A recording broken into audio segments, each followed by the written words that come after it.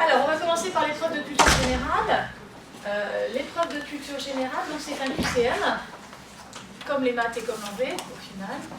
Un QCM de 30 minutes. Et je ne sais plus combien de questions. Quarantaine. C'est pas le sujet des prochains concours, c'est un ancien. 45 questions. Donc 45 questions, à chaque fois vous avez donc 3 propositions de réponses. Et la culture générale, comme l'indique son nom, c'est vaste. Donc je pose des questions un peu sur tout. Mais un peu sur tous les sujets, on va dire. Je balaye très large. Alors comment vous y préparez ? Bon, la première chose, je pense qu'il est important que vous sachiez un petit peu ce qui se passe dans le monde qui vous entoure, aussi bien en France qu'à l'étranger. À l'heure actuelle, il est bon quand même de savoir, prochainement il y a les élections municipales, à peu près combien il y a de communes de France, pour combien de temps un maire est élu, est-ce qu'on les lit directement ou pas? Ça peut faire l'objet de questions. Il y aura les élections européennes à suivre, ça peut être intéressant aussi, il faudra peut-être des questions là-dessus. Vous allez, certains d'entre vous, peut-être voter déjà. Qui est mineur, qui est majeur dans l'Assemblée? Vous êtes tous mineurs? Majeurs, tous, oui, presque tous, vous allez voter. Donc la moindre des choses, quand on est un citoyen et qu'on a un droit de vote, c'est même un devoir, pas seulement un droit, il faut savoir pourquoi on vote, voilà, il faut être un minimum informé. Alors, je ne vous demande pas de lire et d'éplucher le monde tous les jours, mais maintenant, vous le savez comme moi, il y a plein de gratuits. Si vous habitez Paris, en particulier, il y en a plein. Il y a les applis sur les smartphones qui permettent aussi de se tenir au courant voilà, de ce qui se passe. C'est bon de savoir connaître un peu les ministres, le gouvernement, les personnes qui nous dirigent.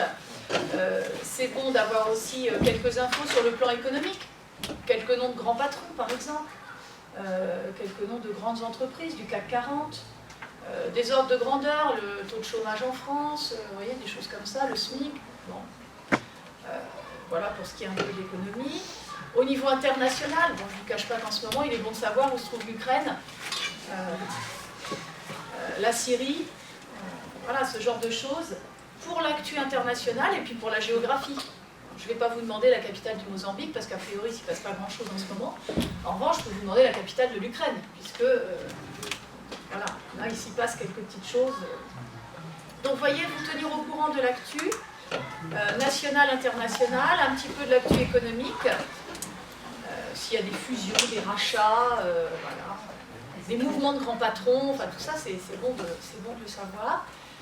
Quelques ordres de grandeur, je vous le disais aussi. Alors les ordres de grandeur, ça peut même être plus large que ça. Je peux vous demander la circonférence de la Terre, je peux vous demander ouais, la population française en France à l'heure actuelle, le plus grand pays du monde, le plus long fleuve du monde. Enfin, vous voyez, la culture générale, c'est très vaste, très très très vaste.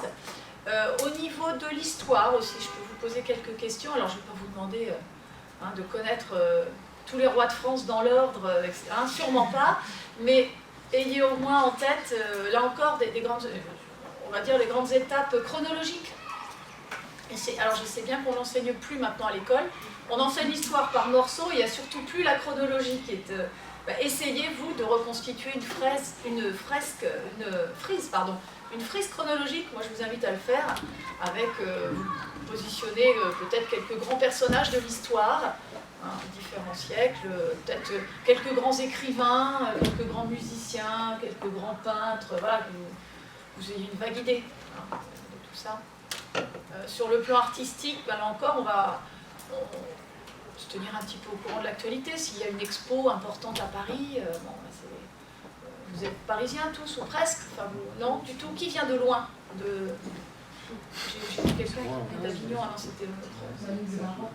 Voilà, du Maroc. Bon, oui, mais bon, s'il y a des choses importantes dans le monde, même sur le plan artistique, ça peut être bon de le savoir. Donc sur le plan artistique, voilà, ça peut être très large, ça peut être de la musique, je ne sais pas s'il y a un concert historique quelque part dans le monde, je peux poser une question là-dessus. Vous voyez, je ne vais pas vous embêter avec du détail, mais quand même, vous devez me prouver au travers de votre QCM, même si vous ne répondez pas à toutes les questions, vous avez un minimum d'ouverture d'esprit de curiosité et d'ouverture d'esprit sur le monde qui vous entoure.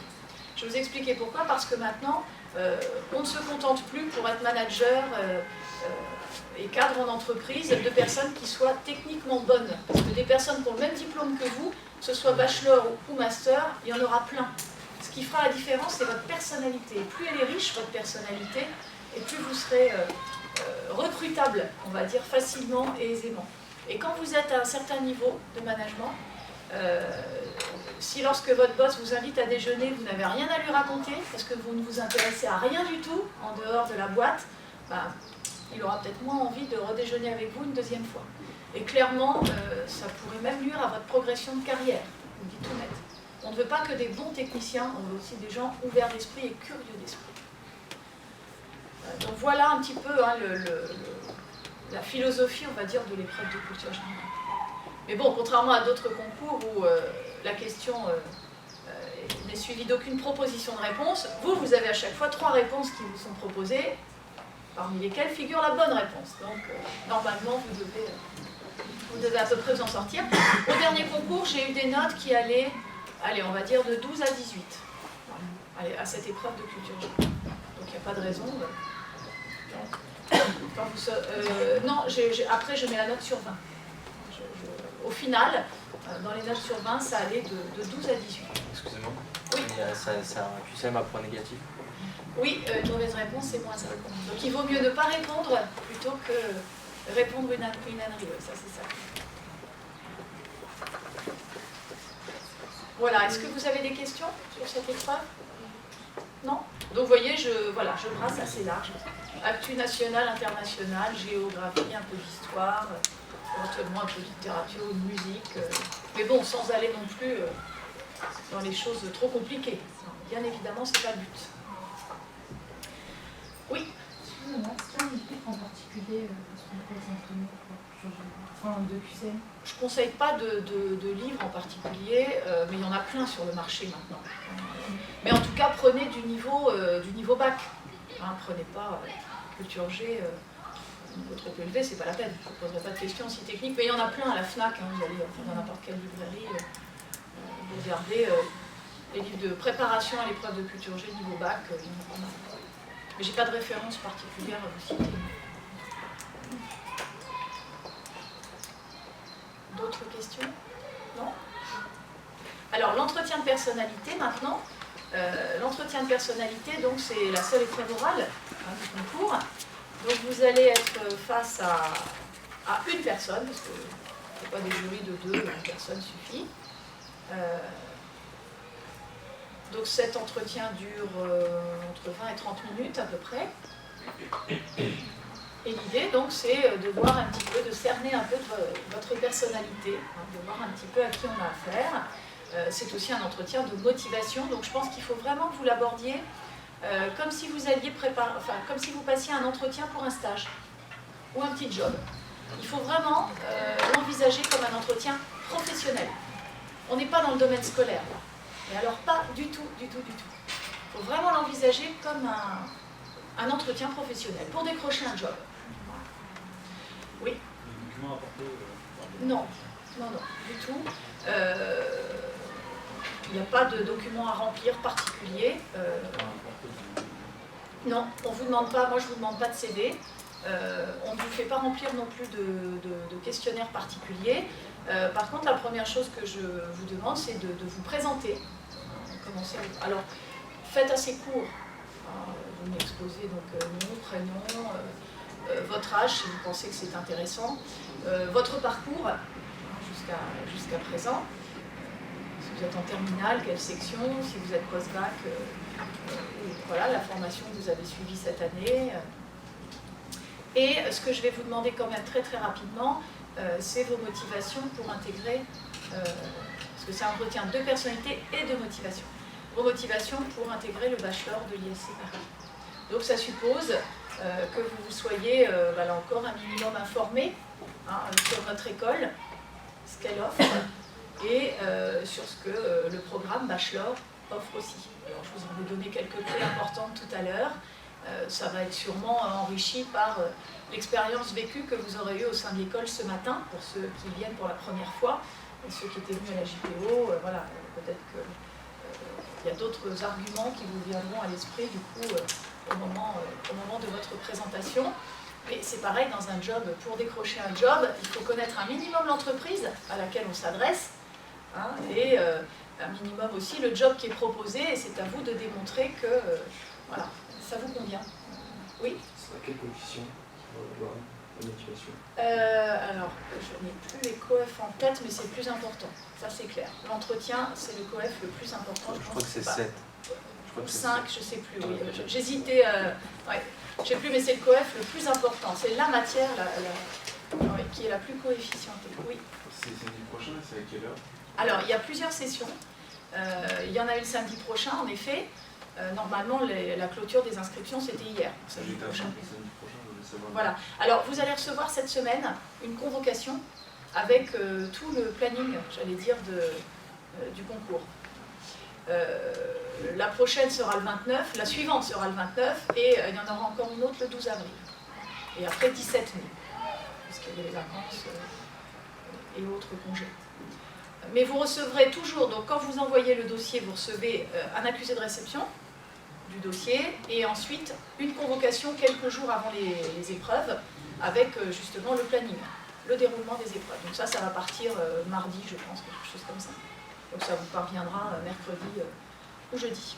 Mais traditionnellement, on fait passer les oraux de personnalité en premier, et puis ensuite les épreuves écrites. Hein, donc, oui. Les résultats, alors ça dépend, là il n'y a pas de vacances, dans les 15 jours on va dire, quinzaine de jours. Et après vous avez un délai pour confirmer ou pas votre souhait d'intégrer l'ISCPA. Et vous recevez là encore un autre courrier explicatif avec vos résultats de concours et justement le délai qui vous est laissé pour vous inscrire, pour confirmer votre inscription à l'ISCPA. Oui. Le délai, il est de combien de temps? J'ai pas fixé encore le délai pour les sessions du 22 mars, mais là pour la session du 8 février, les étudiants ont jusqu'au 22 mars pour confirmer leur souhait d'intégrer l'ISC Paris à la rentrée. Pour une première confirmation, il y en aura une autre un peu plus tard, fin mai. Donc là je vais définir, je n'ai pas encore défini la deadline pour les concours des 22, 29 et 12 avril. Mais ce sera indiqué de toute façon dans le courrier de vos résultats. Vous voyez, qui accompagnera vos résultats. Donc oui, l'entretien de motivation. Donc pourquoi l'ISC Paris? En quoi son programme bachelor vous intéresse? Oui? Vous avez une question? Alors, ils sont 20 cette année. L'objectif, c'est de doubler. Ce serait une quarantaine. Ils sont 22, mais il y en a 2 que je sens un peu en difficulté. Oui, j'aimerais bien une quarantaine l'année prochaine. Ce serait pas mal. Mais je ne veux pas non plus avoir des effectifs pléthoriques. Je vais vous dire pourquoi. Parce que j'ai envie de maintenir la qualité de service. L'individualisation, c'est vraiment un point fort de l'ISC Paris. Vous n'êtes pas des numéros comme les autres. Un étudiant n'est jamais un numéro comme un autre. Ah bah pour le moment, je n'ai pas encore de visibilité puisque j'ai des sessions jusqu'à la dernière et début septembre. Donc j'ai 22, 29 mars, je vous disais, ouais, 12 avril, 17 mai. Après, en juillet, j'en ai 2 et en septembre, j'en ai une, en début septembre. Et la dernière session, elle fait combien de participants? Je vais voir. Moi, je recrute au fil de l'eau. Ah oui, je recrute au fil de l'eau. Donc, vous avez raison il vaut mieux que vous vous présentiez très clairement avant celle de juillet ou septembre, parce que probablement qu'à la fin, j'aurai plus beaucoup de place. Oui, ça, c'est évident. Puisque je veux limiter l'effectif, je ne veux pas, je vous dis, d'effectifs pléthoriques. C'est vrai que ceux qui vont arriver au mois de septembre. Et est-ce qu'on maintiendra la session de septembre si j'ai mon effectif en juillet? On verra. Là-dessus, moi j'ai une totale liberté. Là, il y aura beaucoup de place, quoi. Oui. Là, on est qu'au tout début, il y a eu juste une session. Non, mais 40, c'est pas beaucoup. Donc, ouais, mais bon. Là, pour le moment, il n'y a eu qu'une session. Donc, mais vous avez raison essayer de présenter plutôt avant le bac qu'après le bac. Ça, clairement. Parce qu'après, ça risque d'être plus difficile. Mais c'est souvent comme ça, un programme grande école, c'est la même chose. Hein. On recrute au fil de l'eau, donc forcément, les derniers arrivés sont moins bien servis parce que la barre de concours est plus haute que les premiers. début septembre. Enfin, pour le moment, c'est ce qui est affiché, mais on verra. Alors la rentrée, elle sera, je pense, vers le 20 septembre. J'ai pas encore, là encore, j'ai pas encore arrêté les dates définitivement, mais je pense que ce sera vers le 20 septembre. Alors, on va peut-être poursuivre l'entretien de personnalité. Oui. Excusez-moi. Dans le cas où nous prennent une session au niveau des résultats, Oui. possibilité de la passer, c'est Pas la même année, là. D'accord. Non, je ne peux pas vous laisser passer 2 concours la même année. Il faudra revenir l'année prochaine. Mais oui, c'est une excellente question. Donc l'entretien de motivation, je vais vous demander aussi, on va vous demander si, parce que vous le savez, quand on intègre une grande école, et surtout le bachelor de l'ISC Paris, il y a une dimension internationale non négligeable, comme je vous le disais tout à l'heure, et on va vous interroger là-dessus. Quoi qu'il en soit, tout étudiant qui intègre une grande école va obligatoirement vivre une expérience à l'étranger. C'est incontournable que les choses se passent autrement. Donc je vais vous demander de me démontrer que vous avez une ouverture d'esprit internationale. Alors, c'est pas la peine de m'aligner 15 voyages, en particulier si ce sont que des séjours enfermés dans un hôtel duquel vous n'êtes pas sorti pendant ou un week-end ou 8 jours. Ça m'intéresse absolument. Donc faites un tri déjà, ne vous faites pas piéger par cette question qui est souvent piégeante dans les concours. Si on vous demande de nous démontrer que vous avez une ouverture internationale, il vaut mieux en mettre moins, en dire moins, mais argumenter mieux. Que je vous dis m'aligner 15 destinations, sachant qu'au fond il y en a que 2 qui vous ont vraiment apporté quelque chose, parce que je vous dis pour les autres, vous n'avez vu personne, vous n'avez rien visité, vous êtes resté à l'hôtel. Donc pensez déjà à réfléchir à ça. Si vous n'avez pas voyagé, ça n'est pas un problème non plus. Vous pouvez très bien démontrer que vous avez une ouverture internationale autrement. Avec les moyens de communication modernes, on peut démontrer qu'on a une ouverture internationale de plein de manières, en s'intéressant, ne serait-ce que via Internet, à ce qui peut se passer en dehors de la France. Donc, pas de panique, si vous n'avez pas de voyage à votre actif, c'est pas non plus un handicap. Mais bon, réfléchissez bien à ça, parce que ça, c'est souvent une question qui est au niveau maintenant de vos centres d'intérêt, parce qu'on veut savoir à qui on a affaire, donc forcément on va vous interroger là-dessus.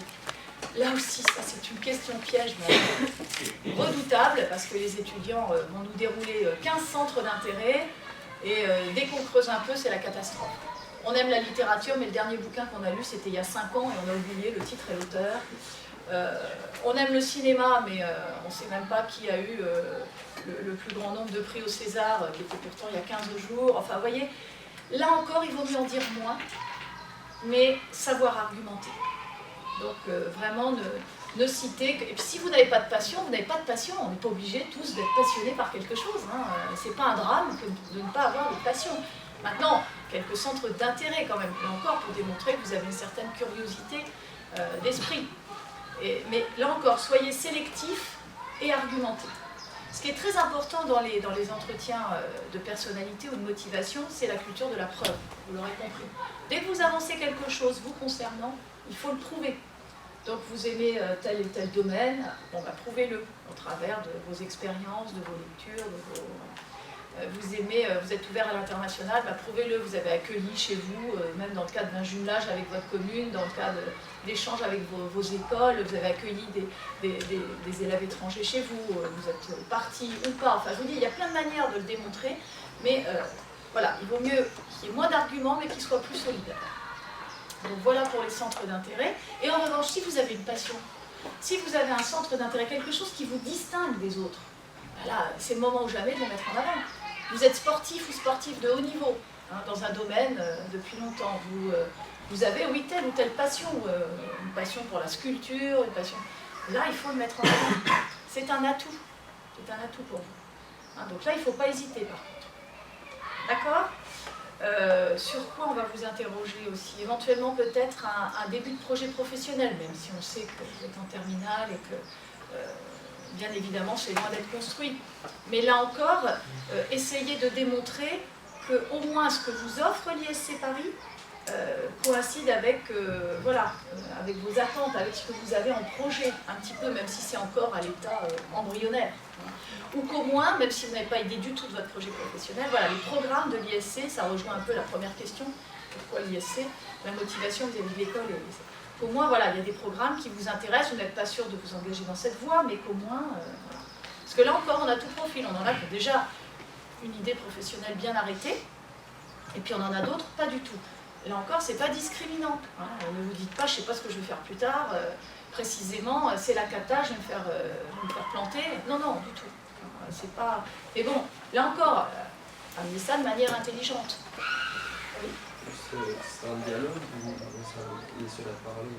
C'est un échange, c'est un dialogue. C'est vrai qu'au départ, vous démarrez tout seul quand on vous demande de vous présenter, mais très rapidement, c'est un dialogue avec la personne du jury, bien sûr. C'est un échange de questions-réponses, et c'est un dialogue. L'idée, c'est vraiment de savoir qui on a en face de soi. Est-ce qu'on pense que, du coup, effectivement, l'institution va pouvoir lui apporter ce qu'il pense venir y chercher? Est-ce qu'il va pouvoir bien s'intégrer dans l'institution? Voilà. Pareil pour vos centres d'intérêt. Vous savez qu'une des forces de l'ISC Paris, et vous allez le voir concrètement un petit peu plus tard, ce sont les entreprises étudiantes. Donc, commencez déjà à regarder ce qu'elles proposent et éventuellement la structure dans laquelle vous souhaiteriez peut-être vous intégrer. Ça montrera déjà voilà, une connaissance de l'établissement et que vous êtes vraiment en accord, en harmonie avec l'ISC, ce qui vous est proposé. Parce que le but, c'est ce que je vous disais, c'est non seulement on va vous donner une excellente formation académique, mais là-dessus on n'a rien à prouver, on a déjà fait nos preuves, mais on veut surtout que nos étudiants s'épanouissent, se construisent. C'est pas nous qui allons vous construire, parce que c'est vous qui allez construire votre vie. Moi j'ai déjà ça avec la mienne, mais c'est vous qui allez vous construire. Par contre, ce qu'on veut faire, c'est vous donner un maximum d'outils pour que vous puissiez vous construire sereinement et vraiment en plein épanouissement. Donc c'est ce qui nous intéresse. On veut des gens à la sortie qui soient non seulement techniquement performants, mais qui soient bien dans leur peau. Et ça, croyez-moi, au niveau employabilité, ça fait la différence. N'oubliez pas, hein, en termes d'employabilité, c'est la personnalité qui fait la différence. Et pas seulement le diplôme.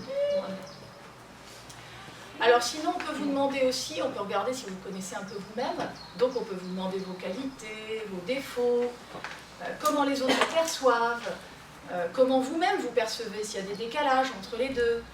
Alors là encore, ce qui est drôle, c'est que souvent les étudiants n'ont pas de mal les candidats n'ont pas de mal à se trouver des qualités. Les défauts, c'est un peu plus difficile. Je remarque toujours que c'est un peu plus difficile à trouver. Donc réfléchissez. Vous pouvez réfléchir un petit peu à l'avance, vous y préparez. Et là encore, la culture de la preuve. Si vous prétendez que vous avez telle qualité, démontrez-le par une expérience vécue. Une expérience scolaire ou pas, peu importe. Mais voilà, vous êtes tenace, démontrez-moi que vous êtes tenace, parce qu'il y a tel projet qui était mal engagé pour vous, et voilà, vous avez tenu bon et vous y êtes arrivé.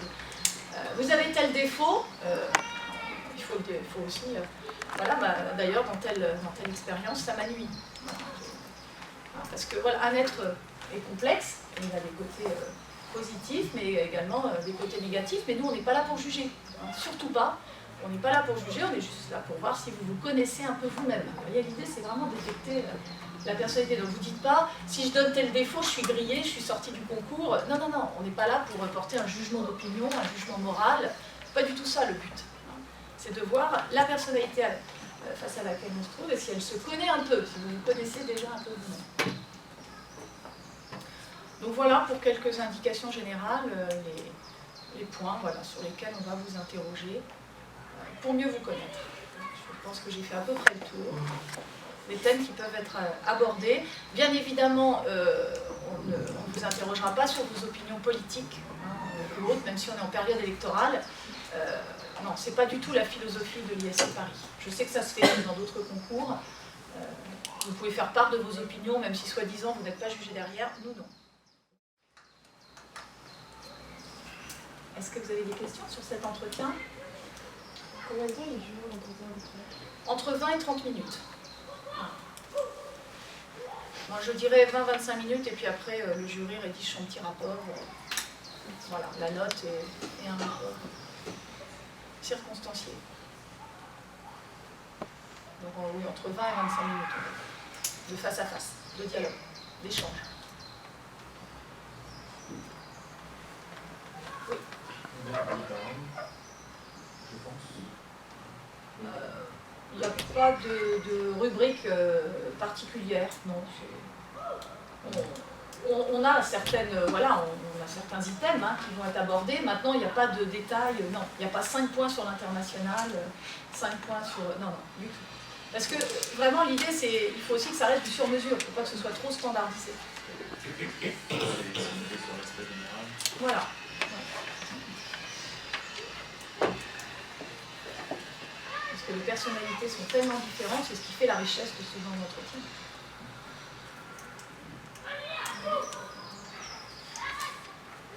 D'autres questions? Non? Est-ce que vous avez alors maintenant d'autres questions sur l'USC, le programme bachelor dont je vous ai parlé tout à l'heure? Oui.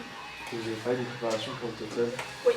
Si on l'a déjà passé, il faudra le repasser avec l'école. À moins que vous ayez déjà atteint le plafond, on peut toujours améliorer son score. On peut toujours améliorer. Je sais que dans le programme Grande École, moi je m'occupe des premières années, donc ceux qui arrivent, on les prépare au TOEIC à ce niveau-là. Ceux qui ont un score TOEIC, moi je leur dis toujours, l'ISC vous offre une présentation, repassez-le, vous pouvez qu'améliorer.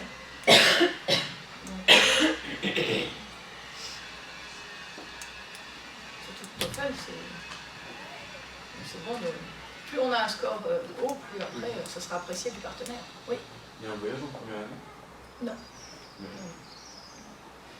Non, les 2 premières années vraiment se déroulent à Paris. Maintenant, vous pouvez trouver un stage de fin de première année qui soit à l'étranger, je vous invite à le faire. Comme c'est un stage, on va dire, de découverte de l'entreprise, moi je vous invite à partir comme vendeur, comme serveur, voilà, n'importe où sur la planète. Mais c'est pas organisé par l'ISC directement. Moi je vous invite à faire un stage à l'étranger, ça c'est clair, dès la première année. Parce qu'on est vraiment dans la découverte de l'entreprise, donc on ne va pas être très exigeant sur le plan technique, hein, sur le plan du contenu de la mission. Il faut viser le côté linguistique. Hein. Et de toute façon, toute votre 3e année se passera à l'étranger, donc il faut aussi s'y préparer, peut-être par des séjours. Il n'y a pas en tant que tel de voyage d'études organisé ou de choses comme ça. Oui. En parlant de la 3e année, comment ça se passe justement pour partir à l'international? Est-ce qu'il y a tant de places? Je n'importe quoi à New York, tant de places à... Alors, déjà, vraisemblablement, ça va être difficile de vous faire partir aux États-Unis parce qu'aux États-Unis, les bachelors se font en 4 ans. Donc, par définition, le nôtre, il est en 3. Donc, il faut que je trouve des partenaires qui délivrent un bachelor en 3 ans. Et j'en ai en... pas très très loin, j'en ai en Angleterre, il y en a même au Maroc. J'en ai également en Grèce, j'en ai en Irlande. Bon, maintenant, on n'a pas encore finalisé nos accords, puisque le programme, je vous ai dit, a ouvert en septembre. Les étudiants ne partiront non pas en septembre prochain, mais en septembre 2015. Donc, tous les accords ne sont pas encore finalisés. C'est mon directeur des relations internationales qui travaille d'arrache-pied. Alors, vous allez me dire, ah oui, mais si on ne peut pas partir aux États-Unis. Oui, mais je pense que pour une première expérience à l'étranger, c'est peut-être pas plus mal de ne pas partir trop loin. Sachant que si vous intégrez après le programme master, vous pourrez repartir, et là beaucoup plus loin. Là c'est clair, parce que le programme master, on a des partenaires en Australie, au Japon, là vous pourrez aller super loin si vous le souhaitez, aux États-Unis. On a même ouvert un campus à Miami. Donc, là, je pense que, si vous voulez, moi je vois ça en... Voilà, il faut graduer. Premier cycle, bachelor, on part pas trop loin. On part une année déjà, une année complète. Donc bon, on va peut-être pas multiplier les difficultés, on part pas trop loin. Par contre, programme master, après, surtout vous serez... Alors là, pour les partenaires, vous vous rendez compte la valeur ajoutée que vous allez représenter. En ayant déjà une année complète dans votre poche, passée à l'étranger, vous serez même prioritaire par rapport à des étudiants du programme Grande École qui sortiront de classe prépa ou de choses comme ça et qui n'auront sûrement pas eu la même chose que vous. Donc ça, vous aurez un dossier en béton après pour partir à l'étranger en Master 1. Oui. Là, par exemple, vous avez parlé de Miami. Oui. Mais c'est uniquement à partir du master qu'on peut par exemple aller dans ce campus ou... Pour le moment, le partenariat a été conclu, oui, au niveau du programme master. Oui. Le campus de Miami. Et je ne pense pas que je puisse là-bas envoyer les bachelors puisque le bachelor est en 4 ans aux États-Unis. Et c'est en combien de temps déjà le stage pour être Ah, le stage, normalement, c'est 2 mois par an. 2 mois en fin de première année, 2 mois en fin de deuxième année, 2 mois en fin de troisième année. Après, les durées s'allongent en master. Ça passe à 4 mois en master 1 et ça passe à 6 à 8 mois en master 2. Avec possibilité de prendre une année d'expérience professionnelle entre le master 1 et le master 2. Et le stage, on ne décide pas quand est-ce qu'on fait le stage? Non, les stages, voilà, c'est en fonction du calendrier académique. Mais attendez, c'est minimum 2 mois, hein. Mais vous aurez plus de 2 mois d'interruption de cours. Hein, je pense que vous finirez vos cours au mois d'avril et vous reprendrez fin septembre, donc ça fait à peu près 4 mois. C'est 2 mois minimum. J'espère que voilà, vous ferez au moins 3 mois. 1 mois de vacances, c'est raisonnable.